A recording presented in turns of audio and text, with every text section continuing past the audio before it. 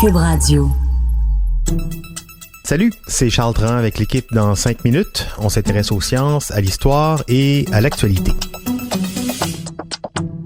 Aujourd'hui, on parle du futur. Dans 30 ans, les États-Unis, ce sera autre chose complètement d'un point de vue démographique, d'un point de vue social, économique et culturel. C'est ce que montre une étude qui compile les tendances et les projections liées aux données du Bureau du recensement américain dans les dernières années.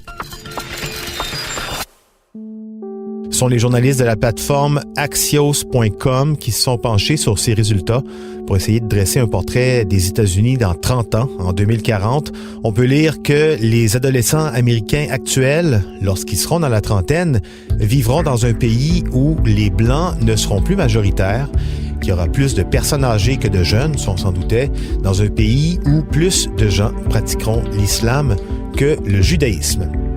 Les États-Unis vieillissent, on le savait. En 2040, la pyramide démographique sera renversée en quelque sorte. Un Américain sur 5 aura plus de 65 ans, mettant donc beaucoup de pression sur les systèmes de santé et de sécurité sociale. L'immigration aura donc un apport crucial à jouer dans l'économie du pays pour supporter le fardeau économique laissé par les boomers, par les gens de la génération X. Les projections du recensement publié en 2017 sont très claires sur la question. En 2040, seulement 45% des trentenaires seront des Blancs non hispaniques.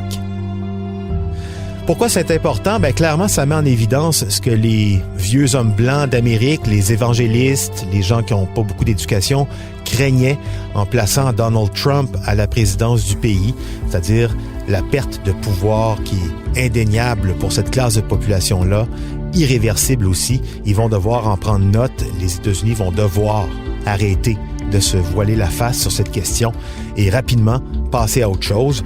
Sur la question des croyances religieuses, on l'a dit, les vieux hommes blancs, ils sont vieux. Et chez les plus jeunes, avec les projections sur l'immigration nécessaires pour faire rouler l'économie, en 2040, l'islam sera de plus en plus sur la sellette, avec un nombre égal de gens qui pratiquent l'islam et de gens qui pratiquent le christianisme dans la tranche des gens âgés entre 30 et 44 ans. Nouvelle intéressante aussi, comme de plus en plus de gens vivront en ville, on parle de 87% de la population mondiale qui, en 2040, vivront dans les villes, donc ça inclut les États-Unis, avec une culture urbaine qui fait moins de place aux religions. C'est plus du quart des Américains qui ne se revendiqueront d'aucune affiliation religieuse.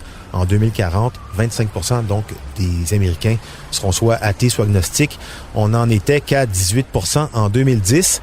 Cette urbanisation galopante aussi aura des impacts sur la santé économique, le tissu social du pays. Quand on parle de 87% de la population qui vit en ville, ça veut dire que les villes vont continuer de capter la majeure partie de la richesse et des ressources du pays, ce qui va accroître encore un peu plus le fossé économique, technologique entre la ville et le monde rural qui aura beaucoup de mal à suivre la cadence.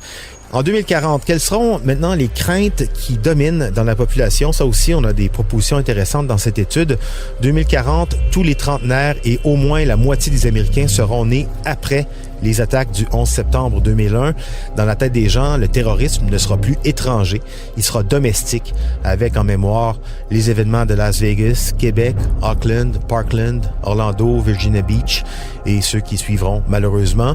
Et comme la plupart des vétérans de guerre, en tout cas du Vietnam, seront morts, ce sera assez lointain l'idée de la guerre armée sur le terrain, mais la cyberguerre, elle, sera bien présente dans la tête des gens, surtout avec le jeu de gouvernement comme celui de la Russie dans les élections. Le climat, maintenant, en 2040, le niveau moyen des océans aura augmenté d'au moins 30 cm. L'Arctique aura sans doute fondu en grande partie durant l'été et la température moyenne aura augmenté de 2 degrés Celsius. Rien donc pour rassurer les Américains de ce côté-là. Autre crainte, enfin, la technologie, avec une estimation de 70% des relations qui débuteront en ligne en 2040. Des actions, des comportements humains de plus en plus dépendants de la technologie, de l'intelligence artificielle. Ce sera très difficile de prévoir où tout ça mènera. Malgré tout, les politiciens et les organismes de régulation ne seront pas, c'est ce que constatent les journalistes, en mesure de suivre la cadence des géants de l'informatique pour réglementer tout ça. Mais tout n'est pas sombre, hein? Les prédictions voient aussi du bien. Les Américains, en 2040, plus riches et plus en santé. Oui, sans doute que la Chine et l'Inde auront depuis longtemps dépassé les États-Unis, qui ne seront donc plus la plus grande économie du monde, mais les chiffres de l'OCDE prévoient tout de même qu'en 2040, les Américains auront encore le PIB par habitant le plus élevé. En naissant en 2040 aux États-Unis, les Nations unies prévoient qu'un enfant pourra vivre en moyenne 83 ans, c'est 50 plus qu'aujourd'hui, sans oublier une courbe d'éducation qui pointe vers le haut. En 2040, on peut espérer des enfants américains plus éduqués que jamais. Évidemment, l'histoire nous apprend la prudence avec ce type d'exercice. Internet, Donald Trump ou n'importe quelle autre catastrophe peut venir brasser les cartes. Mais ce qui est intéressant, à mon avis, dans ce type d'exercice, c'est de regarder les données existantes, les faits froidement, pour essayer de voir vers quel monde on se dirige. Parce que si les chiffres concernent les États-Unis, on le comprend bien, la plupart peuvent aussi nous donner de très bonnes indications sur ce qui se passe plus au nord, au Québec, au Canada. C'était En 5 minutes.